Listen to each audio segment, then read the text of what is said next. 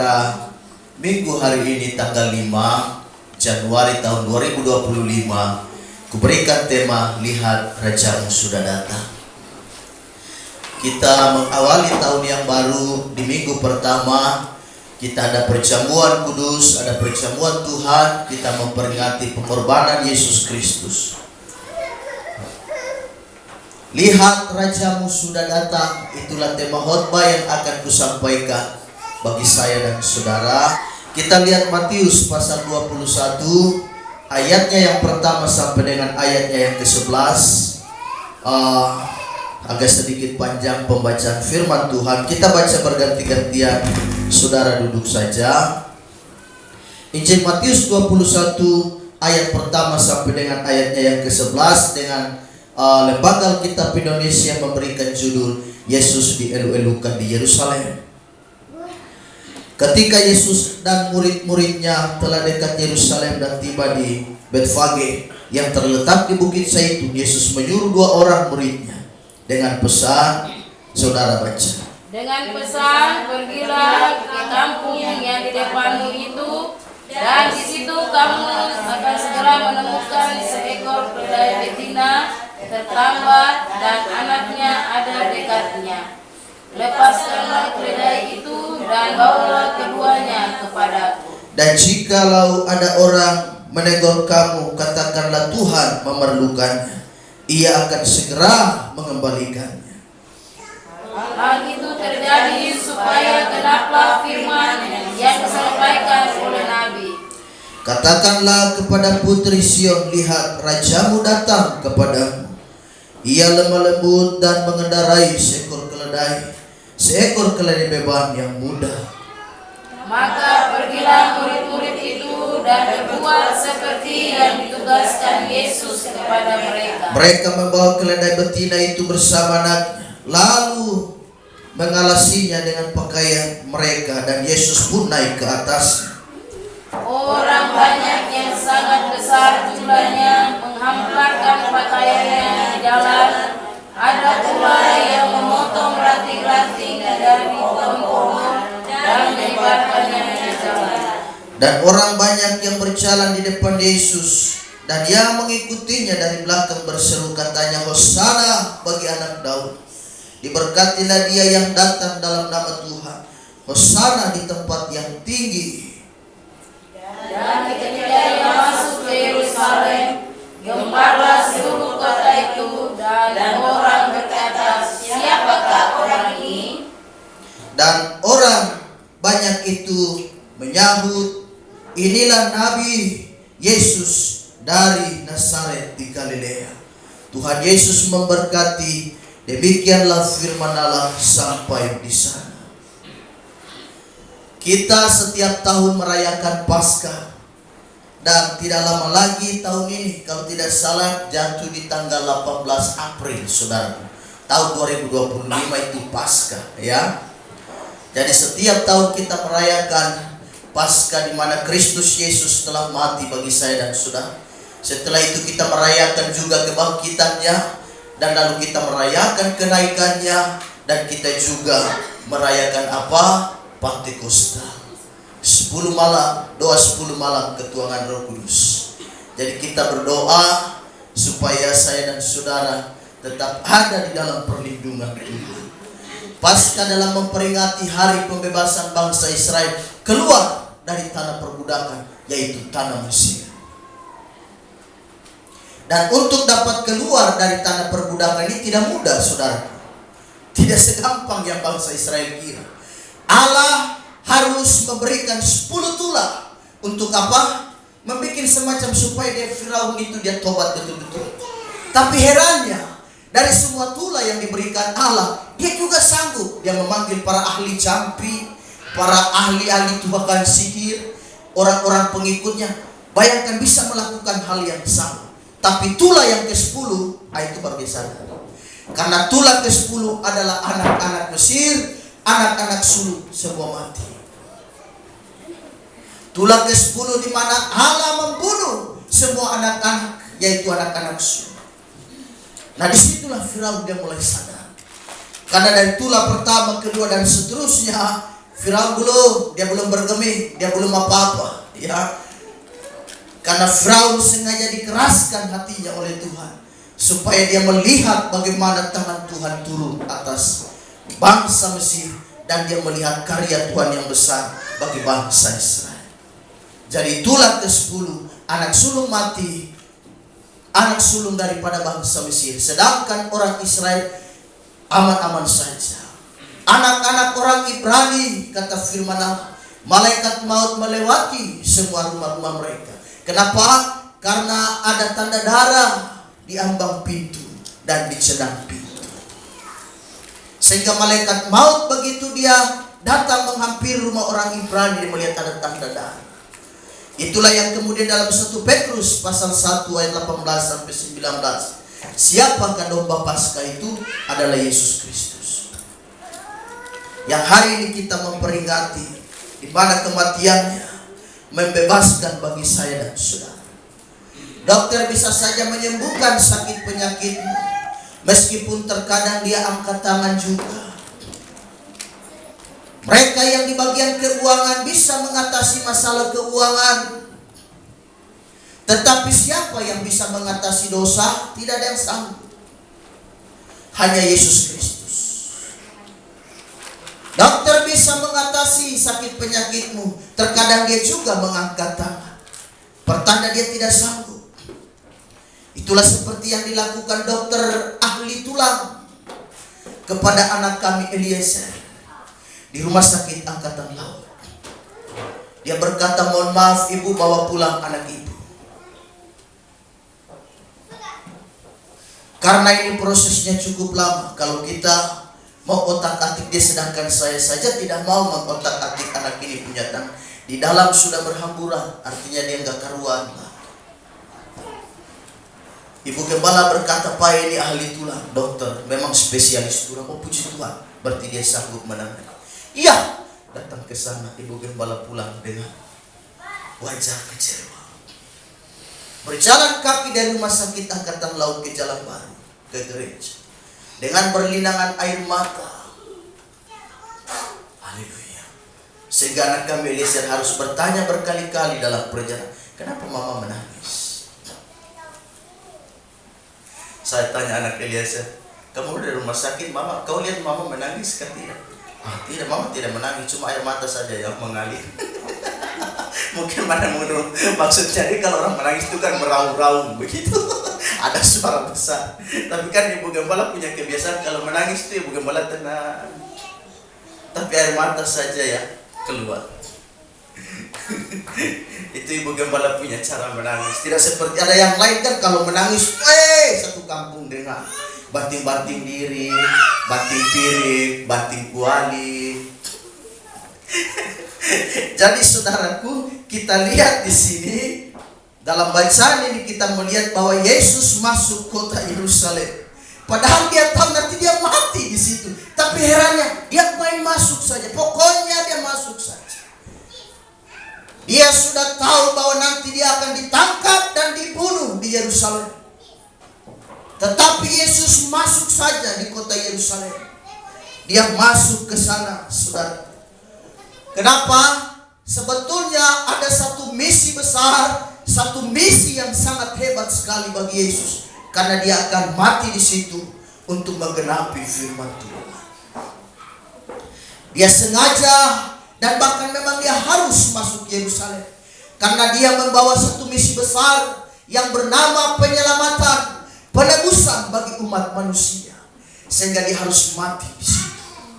Yang pertama kita akan lihat tanggapan Yesus dalam bacaan ini. Respon Yesus.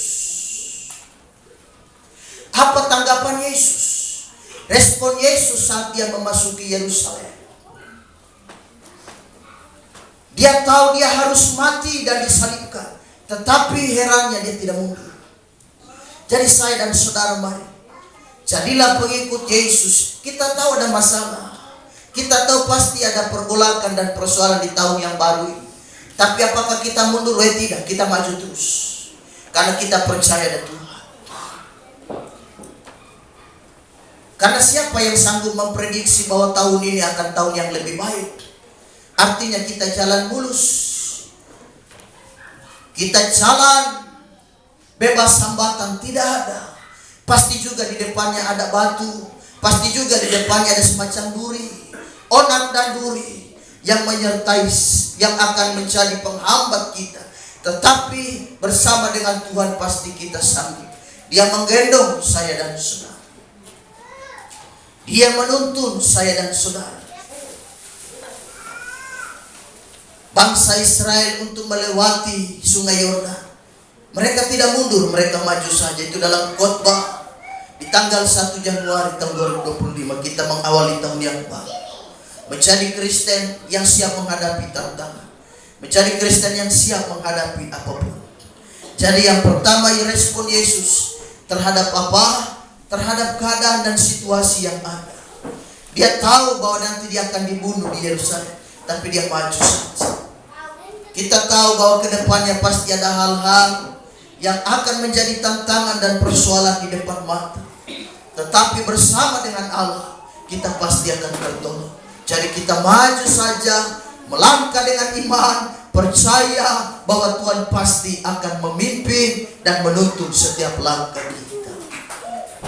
Yang kedua, kita perhatikan dalam bacaan ini adalah keperluan untuk pelayanan Yesus. Yesus berkata kepada murid-murid, tolong kau pergi ke salah satu kampung itu dan lepaskanlah ada seekor betina, ada seekor keledai betina di sana. Kau lepaskan dan bawa kemari. Jikalau ada orang bertanya, hei, apa yang kau lakukan dengan keledaiku? Katakanlah Tuhan memerlukan. Tuhan membutuhkannya. Haleluya. Jadi yang pertama, respon Yesus terhadap keadaannya, bagaimana dia memasuki kota Yerusalem.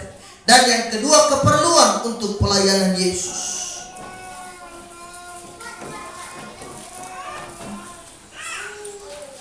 Yesus berkata, ambil, dan kalau ada Tuhan si pemilik daripada keledai itu, katakan Tuhan memerlukan. Kelihatannya di sini seperti kurang sopan, karena Yesus seolah-olah terlihat seperti main ambil saja. Orang punya barang, main ambil saja. Tetapi kalau kita lihat di sini bahwa Yesus Kristus adalah Tuhan sang pemilik segala sesuatu. Dia pemilik bisnismu, dia pemilik kehidupanmu, dia pemilik segala sesuatu, apapun yang ada itu milik Tuhan semua. Jadi sang pemilik tidak perlu minta izin, karena semua milik dia. Anak-anak punya Tuhan, anak-anak kita dalam milik Tuhan. Suami maupun istri kita juga adalah milik Tuhan. Jadi tidak perlu minta izin. Adakah Tuhan datang permisi padamu dan dia berkata, permisi, saya mau bawa pulang suamimu? Adakah? Tidak ada.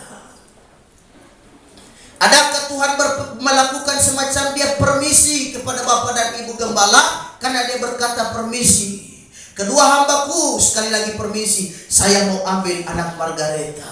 Adakah? Tidak ada. Karena dia pemilik segala sesuatu. Jadi keperluan untuk pelayanan Yesus, saya dan saudara dukung dan topang pelayanan pekerjaan Tuhan. Kenapa? Keledai. Kristus berkata, aku membutuhkannya. Ambil keledai itu untuk ditunggangi. Yesus akan menaikinya. Jadi ada keperluan untuk pelayanan Yesus. Saya dan saudara mari topang pekerjaan Tuhan. Kita dukung pekerjaan Tuhan, pelayanan, khususnya kita yang ada di jemaat GPD Idaman. Kita topang. Topang lewat kehadiranmu. Topang lewat apa? Lewat pelayananmu. Kau melayani, terlibat di dalam pekerjaan Tuhan. Anda sudah menopang pekerjaan Tuhan. Saudara bukan menopang Bapak dan Ibu Gembala, saudara menopang pekerjaan Tuhan. Dan firman Allah berkata, upahmu besar di surga.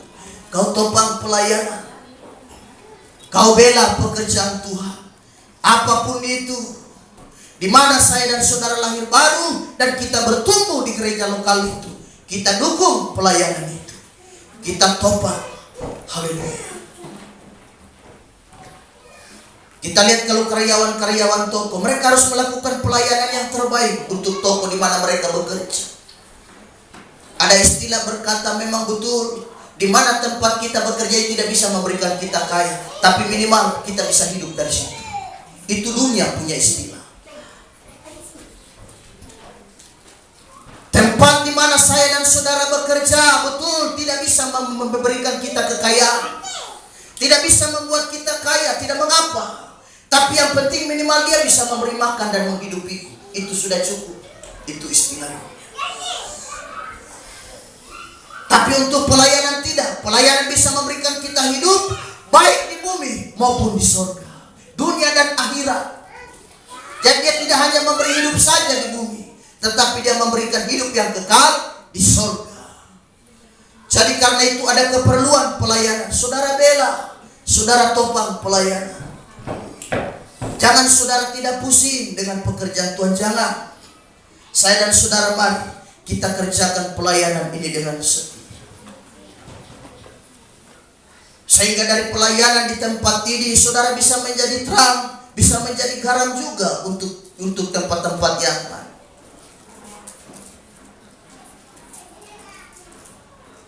Saudara bisa dipakai Tuhan. Kenapa? Semua dari pelayanan. Tadi malam Eca, Ibu Talahatu, Nona, mereka melayani di kerukunan Ambon-Ambon. Yang main musik Eca, yang pimpin pujian Ibu Talahatu. Mereka berkata, wah kalian melayani bagus ya. Apakah kalian biasa melayani di gereja? Ya betul, kata Ibu Talahatu. Kami terbiasa di gereja. Hah, itu kan. Jadi pelayanan itu bukan hanya di sini. Bisa juga nanti orang undang keluar. Karena itu kerjakan dengan setia. Mereka bertanya, Ibu Gembala gereja setempat bertanya, apakah kalian biasa melayani di gereja? Di gereja kalian betul, kami biasa melayani. Coba kalau tidak biasa pelayanan, tentu kita tidak bisa. Jadi kita memberikan yang terbaik, kita melayani Tuhan.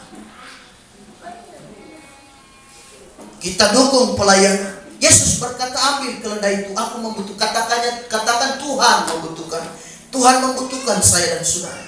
Kita bermitra dengan Allah. Bisa ke Allah, bisa topang pelayan, wah bisa tanpa kita juga bisa. Tapi apa gunanya kita? Allah menciptakan saya dan saudara untuk mendukung pelayanan.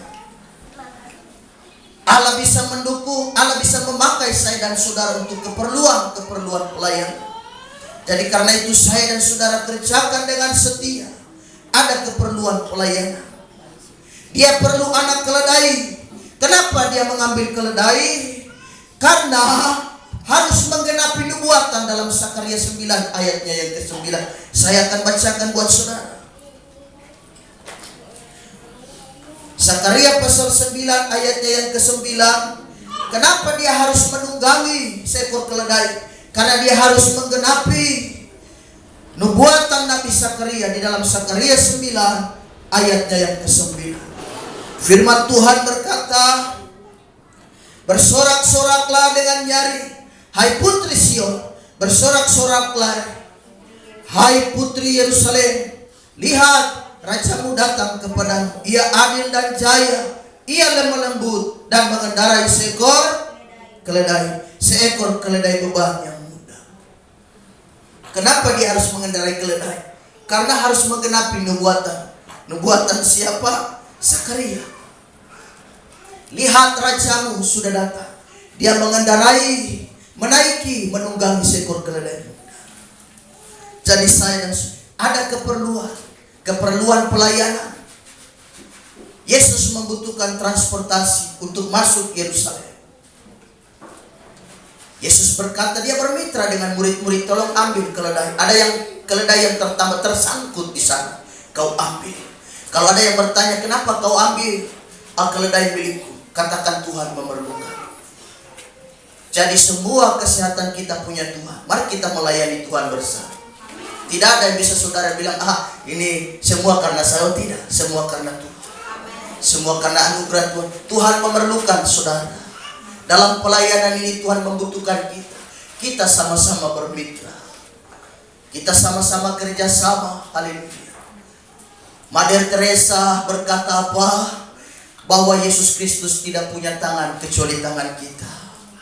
Yesus Kristus tidak punya mulut kecuali mulut kita. Karena itu jadilah kaki tangan Yesus Kristus di bumi. Siapa yang menjadi kaki tangan Yesus? Saya dan saudara. Jadi jika Yesus memerlukan keledai, apa yang Yesus perlukan? Apa yang Tuhan mau dalam pelayanan ini? Tinggal saudara lihat-lihat. Kita masih banyak bergumul, khususnya pos P yang ada di kilometer 10. Kita masih bergumul satu sebidang tanah lagi yang kita ambil, yang harus kita keluarkan biaya 100 juta lebih.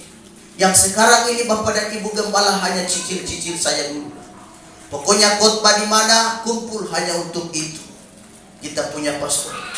Sebab di bawah kalau kita bebaskan untuk tanah gereja semua, besarnya luar biasa. Parkirannya luas. Karena ini jemaat GP Damai, kita pikir ke depan.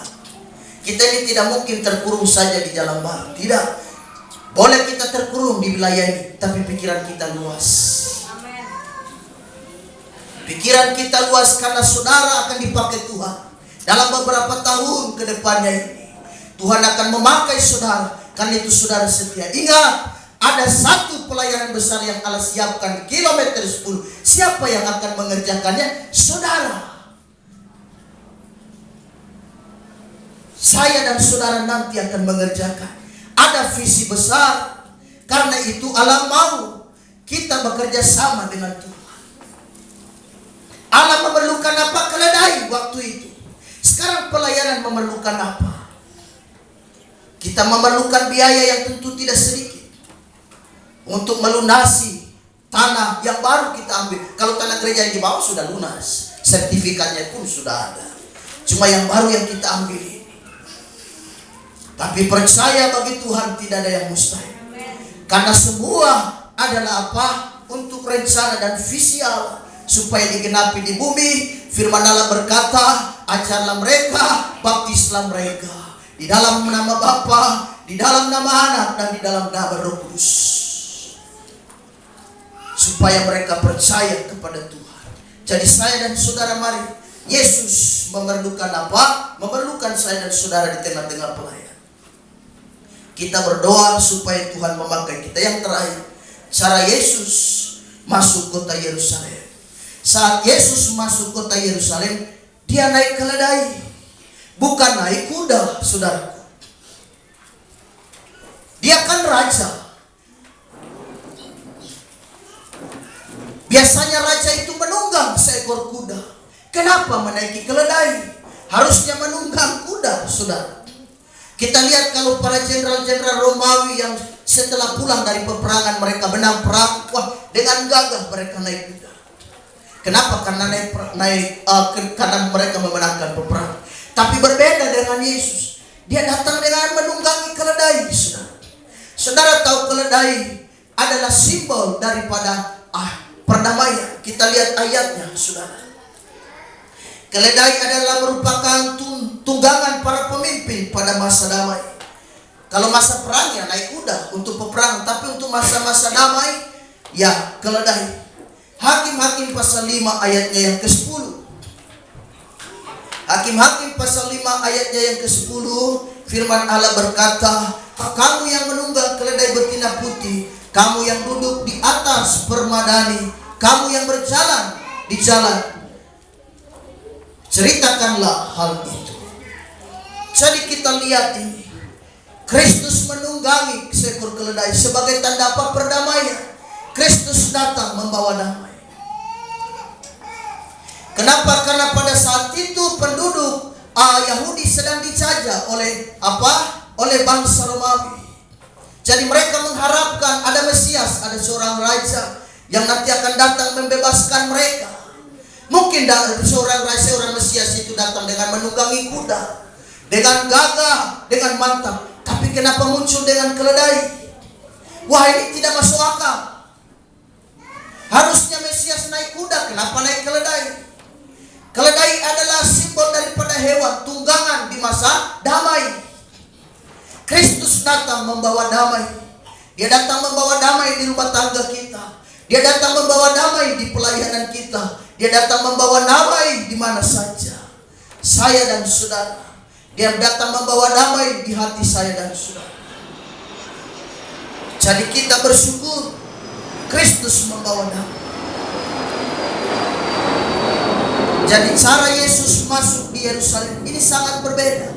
Di luar nalar dan logika manusia pada saat itu. Mereka bertanya-tanya, wah masa Mesias naik keledai? Harusnya naik kuda dong, biar lebih mantap.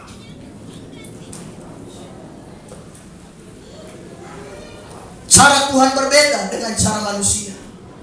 Kepikiran Allah berbeda dengan kepikiran manusia. Yesaya 55 ayatnya yang ke-8 sampai 9. Kita baca ayat terakhir ini. Yesaya 55 ayat 8 sampai 9. Lalu kita masuk di dalam perjamuan Tuhan. Yesaya 55 ayat 8 sampai 9. Kita baca ayat yang hebat ini. 2, 3 mulai. Sebab rancanganku bukanlah rancanganmu, dan jalanmu bukanlah jalanku. Demikianlah firman Tuhan. Seperti tingginya langit dari bumi, demikian tingginya jalanku dari jalanmu, dan rancanganku dari rancangan. Jadi berbeda. Pikiran Allah tidak seperti pikiran kita. Rencana Allah berbeda. Manusia bisa meleset. Apa yang saudara rencanakan di tahun 2020 terkadang itu bisa meleset. Kenapa? Karena rencana Allah jauh lebih baik. Rencana Tuhan jauh lebih luar biasa. Ada banyak cara yang kita sudah rencanakan, tapi semua bisa salah sesat, bisa meleset. Tetapi rencana Allah tidak pernah gagal. Langit dan bumi boleh lenyap, tetapi firman Allah tinggal tetap. Jadi percaya pada rencana Tuhan. Kita percaya bahwa tahun 2025 Tuhan akan membuat mujizat. Tahun ini bagi kita adalah tahun terobosan. Tahun ini adalah bukan tahun menakutkan. Bisa saja orang dunia mengatakan ini tahun menakutkan. Karena orang berkata ini adalah tahun ular kayu. Menurut tradisi Tionghoa China, tahun ini adalah tahun ular kayu. Tahun ular kayu kah? Pokoknya tahun ini tahun di mana mujizat akan terjadi. Kita tidak percaya dengan begitu. Sehingga kalau kita dengar, wah tahun ini tahun ular kayu. Sehingga kita tidur mimpi dililit ular. Wah kita menjadi kaget. Sehingga besok sudah persiapan untuk melayani, sudah pilih lagu karena mau melayani. Malam tidur karena kita ingat Tuhan, ini tahun ini adalah tahun ular kayu. Kita tidur dililit ular, kita takut. Sehingga kita mesti berteriak dengan suami tahu. Mama bang, besok mama layani baru. Karena tahun ini tahun ular kayu, jadi saya dililit ular. Tolak dalam nama Yesus. Tapi coba, kalau kita bilang tahun ini tahun mujizat, kita tidur pun juga menyanyi. Ada kuasa dalam. Suami bilang begini, ini mujizat. Jadi suami juga tidak sanggup untuk membangunkan suami. Tidak berani. Biar kasih dia lagi mimpi mujizat Tuhan. Jadi harus begitu. Jadi oleh sebab itu tidak peduli tahun ini orang bilang tahun ular kayu tahun macan tidak pusing. Kita percaya kepada Tuhan yang menciptakan segala sesuatu. Jadi karena itu tahun ini adalah tahun mujizat. Tahun ini adalah tahun di mana Tuhan akan memberikan kemenangan. Dan tahun ini adalah tahun di mana Allah akan bermitra dengan kita. Dan Tuhan akan memakai saudara. Sehingga saudara akan dipakai Tuhan di dalam pelayanan. Saudara akan diberkati Tuhan dalam pelayanan. Jadi tetap setia, tetap maju melayani. Kita hidup semua karena anugerah Tuhan. Kita hidup sampai hari ini semua karena kasih Tuhan. Jadi Yesus memerlukan keledai. Saya dan saudara topang pekerjaan Tuhan. Kita topang pelayanan. Saudara dukung apa yang saudara bisa kerjakan untuk pelayanan. Tuhan sanggup memberkati saya dan saudara. Jadi tetap setia, kita melayani akan dipakai Tuhan. Saya berdoa saudara juga akan diberkati Tuhan. Saudara akan dipakai Tuhan dalam pelayanan berikut. Itu yang menjadi doa kita. Jadi karena itu kerjakan dengan setia. Kalau ada yang minta telepon, minta pelayanan, Bapak dan Ibu Gembala, bisakah kami melayani, bisakah minta jemaat di surga? Bisa.